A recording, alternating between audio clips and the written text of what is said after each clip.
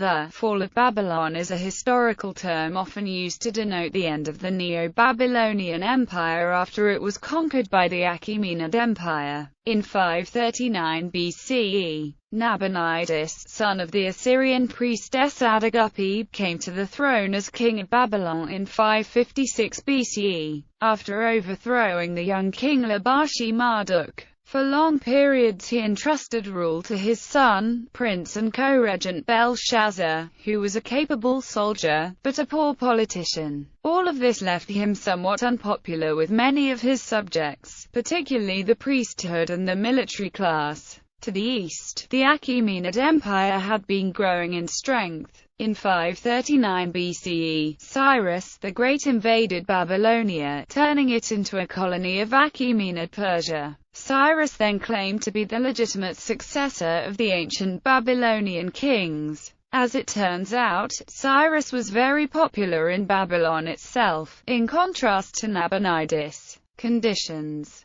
A number of factors arose which would ultimately lead to the fall of Babylon. The population of Babylonia became restive and increasingly disaffected under Nabonidus. The Marduk priesthood hated Nabonidus because of his suppression of Marduk's cult and his elevation of the cult of the moon god Sin. He excited a strong feeling against himself by attempting to centralize the religion of Babylonia in the temple of Marduk at Babylon, and while he had thus alienated the local priesthoods, the military party also despised him on account of his antiquarian tastes. He seemed to have left the defense of his kingdom to Belshazzar, while occupying himself with the more congenial work, like excavating foundation records of the temples and determining the dates of their builders. He also spent time outside Babylonia, rebuilding temples in the Assyrian city of Haran, and also among his Arab subjects in the deserts to the south of Mesopotamia. Nabonidus and Belshazzar's Assyrian heritage is also likely to have added to this resentment.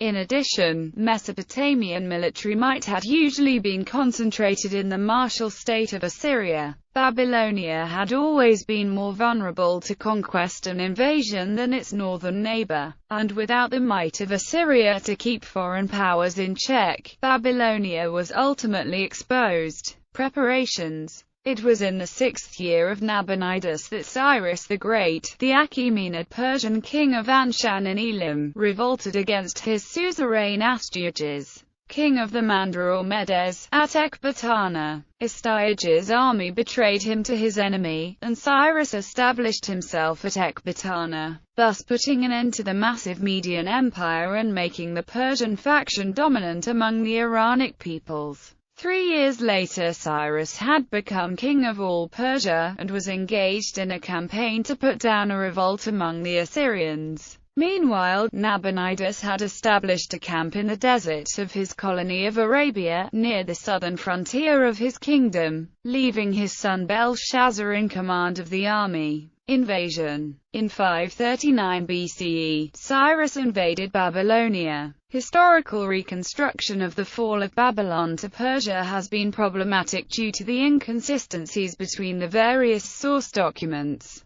Both the Babylonian Chronicle and the Cyrus Cylinder describe Babylon being taken without battle, whereas the Greek historians Herodotus and Xenophon report that the city was besieged. The Book of Daniel implies that Babylon was taken in one night and that Belshazzar was killed. In one reconstructed account, a battle was fought at Opus in the month of June, where the Babylonians were defeated, and immediately afterwards Sippar surrendered to the invader. Nabonidus fled to Babylon, where he was pursued by Çıbrıs, and on the 16th day of Tammuz, 2 days after the capture of Sippar, the soldiers of Cyrus entered Babylon without fighting. Nabonidus was dragged from his hiding place, where the services continued without interruption. Cyrus did not arrive until the 3rd of Marchesvan, Çıbrıs having acted for him in his absence. Gsmåãnius was now made governor of the province of Babylon, and a few days afterwards Belshazzar the son of Nabonidus died in battle. A public mourning followed, lasting 6 days, and Cyrus' son Cambyses II accompanied the corpse to the tomb. In another reconstructed account, Nabonidus sent his son Belshazzar to head off the huge Persian army, however, already massively outnumbered.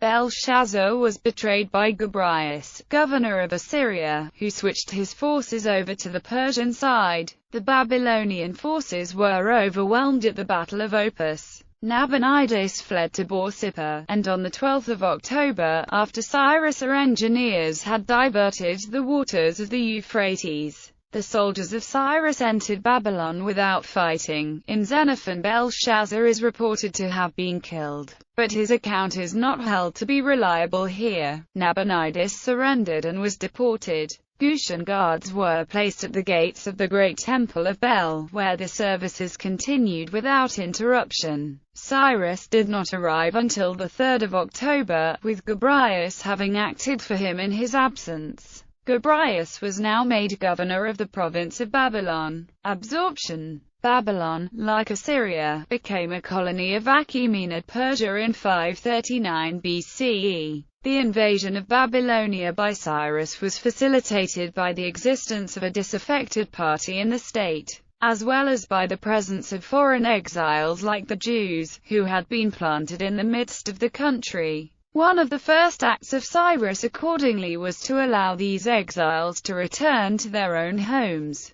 carrying with them the images of their gods and their sacred vessels. The permission to do so was embodied in a proclamation, whereby the conqueror endeavored to justify his claim to the Babylonian throne. It is said that the Jews initially greeted the Persians as liberators. Cyrus sent the Jewish exiles back to Israel from the Babylonian captivity. Although the Jews never rebelled against the Persian occupation, they were restive under the period of Darius I consolidating his rule, and under Artaxerxes I of Persia, without taking up arms, or reprisals being exacted from the Persian government. Among Babylonians, feelings were still strong that none had a right to rule over Western Asia until he had been consecrated to the office by Bel and his priests, and, accordingly, Cyrus henceforth assumed the imperial title of King of Babylon. Cyrus claimed to be the legitimate successor of the ancient Babylonian kings and the avenger of Bel-Marduk, and portrayed himself as the savior, chosen by Marduk to restore order and justice.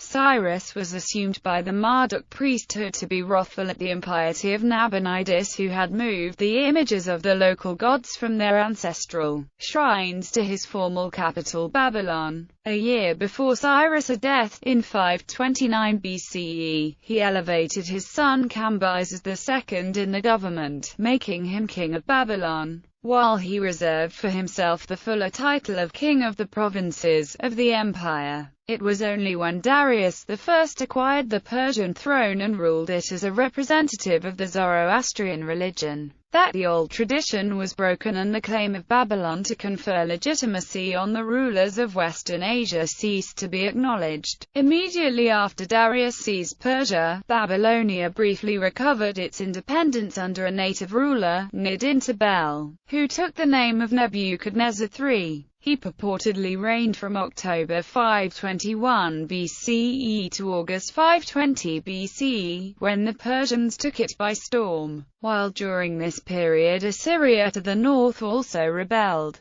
A few years later, in 514 BCE, Babylon again revolted and declared independence under the Armenian king ḵāriqa. On this occasion, after its capture by the Persians, the walls were partly destroyed. ˀAγγείλα, the great temple of Bel, however, still continued to be kept in repair and to be a center of Babylonian patriotism. Alexander the Great then conquered Babylon in 333 BC for the Greeks, and died there in 323 BCE. Babylonia and Assyria were absorbed into the Greek Seleucid Empire. It has long been maintained that the foundation of Seleucia diverted the population to the new capital of Babylonia, and that the ruins of the old city became a quarry for the builders of the new seat of government. But the recent publication of the Babylonian chronicles of the Hellenistic period has shown that urban life was still very much the same well into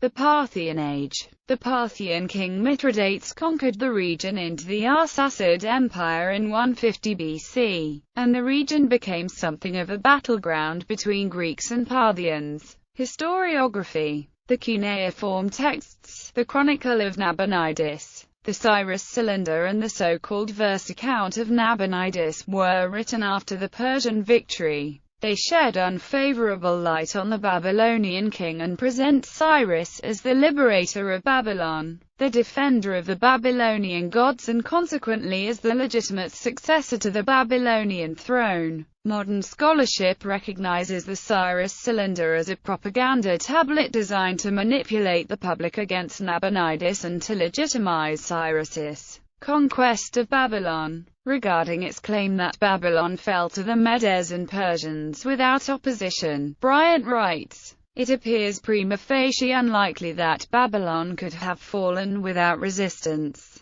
And ÇıŁakałuçki comments, "There is no contemporary evidence to support this suspicious claim." The Nabonidus Chronicle continues this line of propaganda. It is a rework of history from the Persian court purporting to be a text from Nabonidus, and its first part does relate events that can be verified from other sources. The latter part, however, especially when dealing with the 17th year of Nabonidus, illustrates the old adage that victors write the history. It describes the people of Babylon welcoming Cyrus by spreading green twigs in front of him. Ptolemy has proposed a plausible reconstruction of how Babylon fell. A receipt for reconstruction work on the Enlil Gate demonstrates that there was a forced entry into Babylon. Ptolemy proposes that a portion of the Persian army under the command of General Ugbaru penetrated the Enlil Gate, which is on the west side of the Euphrates, then crossed the river to take the eastern districts of Babylon. This may be source of the story, recorded by Herodotus, that the Persian army entered Babylon along the riverbed, having diverted the Euphrates. This surprise capture of Babylon is consistent with the story recorded in Daniel chapter 5. The success of Ugbaru's strategy in taking the city may owe something to the timing of his attack. Herodotus, Xenophon and Daniel chapter 5 all record that Babylon was in the midst of a festival on the night it was taken. The Babylonian Chronicle records that Babylon was captured on 16th Tazrichu, which was the night before the Akitu festival in honor of Sin, the moon god. The Cyropedia, a historical romance which may contain a historical core, contains content as described by Xenophon, who had been in Persia as part of the 10,000 Greek soldiers who fought on the losing side in a Persian civil war, events which he recounted in his Anabasis. It is also possible that stories about Cyrus were told by Persian court society, and these are the basis of Xenophon's text. Herodotus, though writing long after the events, had traveled in Mesopotamia and spoken to Babylonians. In Cyropedia, Xenophon, in agreement with Herodotus, says that the combined Median and Persian army entered the city via the channel of the Euphrates River, the river having been diverted into trenches that Cyrus had dug for the invasion, and that the city was unprepared because of a great festival that was being observed. Cyropedia describes the capture of Babylon by Gobryas, who led a detachment of men to the capital and slew the king of Babylon. In 7.5.25, Gobryas remarks that, "This night the whole city is given over to revelry, including to some extent the guards." Those who opposed the forces under Gobryas were struck down, including those outside the banquet hall. The capture of the city, and the slaying of the Sun King of the king, is described in Cyropedia as follows. Thereupon they entered, and of those they met some were struck down and slain, and others fled into their houses, and some raised the hue and cry. But Gobryas and his friends covered the cry with their shouts, as though they were revelers themselves. and thus making their way by the quickest route. They soon found themselves before the king's palace. Here the detachment under ﷺ found the gates closed, but the men appointed to attack the guards rushed on them as they lay drinking round a blazing fire, and closed with them then and there. As the din grew louder and louder, those within became aware of the tumult, till, the king bidding them see what it meant, some of them opened the gates and ran out. ﷺ and his men, seeing the gates swing wide, darted in, hard on the heels of the others who fled back again, and they chased him at the sword's point into the presence of the king. They found him on his feet, with his drawn scimitar in his hand. By sheer weight of numbers they overwhelmed him, and not one of his retinue escaped. They were all cut down, some flying, others snatching up anything to serve as a shield and defending themselves as best they could. Therefore, both Xenophon and Daniel chapter 5 describe the demise of Belshazzar as occurring on the night that the city was taken. Xenophon, Herodotus, and Daniel agree that the city was taken by surprise, 4 years later suddenly, at the time of a festival, and with some loss of life. Another detail found in the Cyropedia, but not in Herodotus, is that there were 2 kings reigning over the Babylonian kingdom when the city fell, father and son, and it was the younger king, who was reigning when the city was taken and who was killed that night. The Cyropedia does not name either king, and the silence of other classical sources regarding Belshazzar led to the denial of the historicity of Daniel's naming Belshazzar as the king who was slain, until cuneiform evidence was found corroborating the existence of Belshazzar as the king reigning in Babylon. Babylon found itself under a foreign rule for the first time. A new system of government was put in place and the Persian multinational state was developed. This system of government reached its peak after the conquest of Egypt by Cambyses II during the reign of Darius I, thereafter receiving its ideological foundation in the inscription of the Persian kings. Hebrew Bible, Book of Isaiah. The conquest of Jerusalem by the Neo-Babylonian Empire and the exile of its elite in 586 BCE ushered in the next stage in the formation of the Book of Isaiah. ʤūtiroϊzaiah addresses himself to the Jews in exile, offering them the hope of return. This was the period of the meteoric rise of Persia under its king Cyrus the Great. In 559 BCE he succeeded his father as ruler of a small vassal kingdom in modern eastern Iran. By 540 he ruled an empire stretching from the Mediterranean to Central Asia, and in 539 he conquered Babylon. ʤūtiroϊzaiah's predictions of the imminent fall of Babylon and his glorification of Cyrus as the deliverer of Israel date his prophecies to 550 to 539 BCE, and probably towards the end of this period. Book of Daniel. The Book of Daniel chapter 5 relates the final night of Belshazzar, just before the Persian invasion. The setting takes place during a great feast that Belshazzar holds for his grandees. During the feast and under the influence of wine, Belshazzar called for the vessels from the Temple of Jerusalem to be brought so that he and his guests and his wives and concubines might drink from them. Belshazzar was severely shaken when a hand suddenly appeared and began to write on the palace wall. His knees knocking, he called upon all his wise men to provide an interpretation of the written message, but to no avail. The queen recommended Daniel as the one able to give the interpretation. Daniel revealed the meaning of the miraculous message, predicting the fall of Babylon to the Medes and the Persians. Belshazzar held to his offer and proceeded to invest Daniel with the position of third ruler in the kingdom. Belshazzar did not live out the night and Darius the Mede became the king.